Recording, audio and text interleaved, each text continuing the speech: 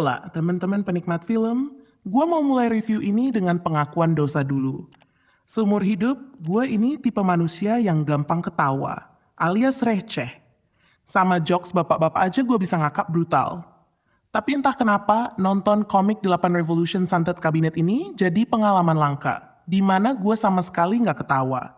Bukan karena filmnya serius, bukan karena gue lagi bad mood. Tapi karena, ya ampun, ini film berisik, capek, dan nggak tahu mau ngapain.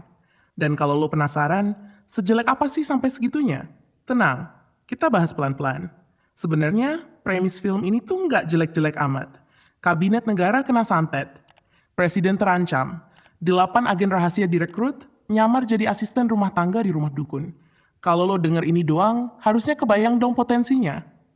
Ini bisa jadi satire politik yang pedas, atau minimal horor komedi yang absurd tapi cerdas. Masalahnya, film ini salah kaprah sejak awal. Dia nganggep rame sama dengan lucu. Padahal rame yang nggak jelas itu namanya berisik, bukan komedi.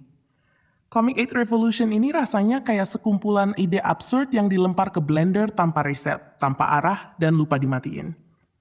Mari kita bahas menu utama, komedinya. Ini bagian paling menyakitkan. Jokesnya tuh modelan teriak-teriak, ekspresi dilebihin, gerakan diulang-ulang, terus berharap penonton ketawa karena capek. Vibe-nya kayak humor TikTok Brand Road, yang lucu di HP 15 detik, tapi mati total di layar lebar. Timing komedinya berantakan. Punchline sering jatuh duluan sebelum nyampe ke otak kita. Para komika di sini juga kerasa kayak cuma disuruh jadi diri sendiri. Nggak ada karakter, nggak ada dinamika, yang ada cuma parade cameo lewat hilang. Capek ngikutinnya.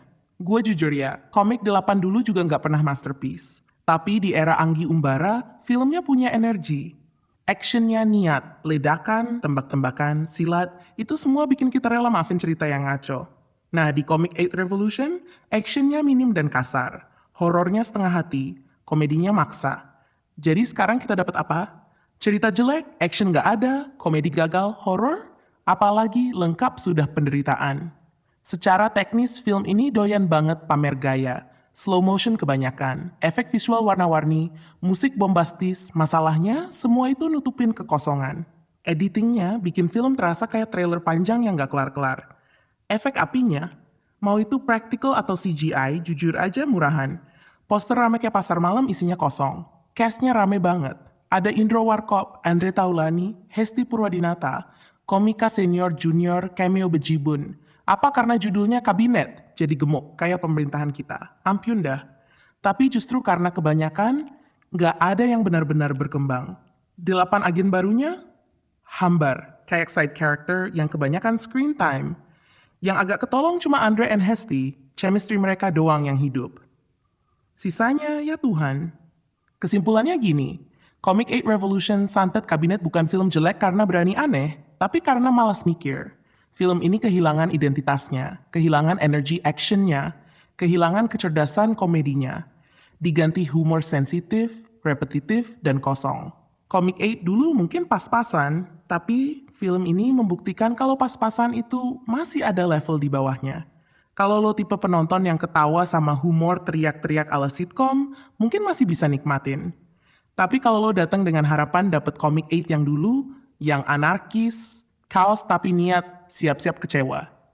Dan itu review gue. Kalau menurut lo film ini lucu, nggak apa-apa. Selera orang beda-beda. Tapi buat gue, ini bukan Comic 8 yang gue kenal.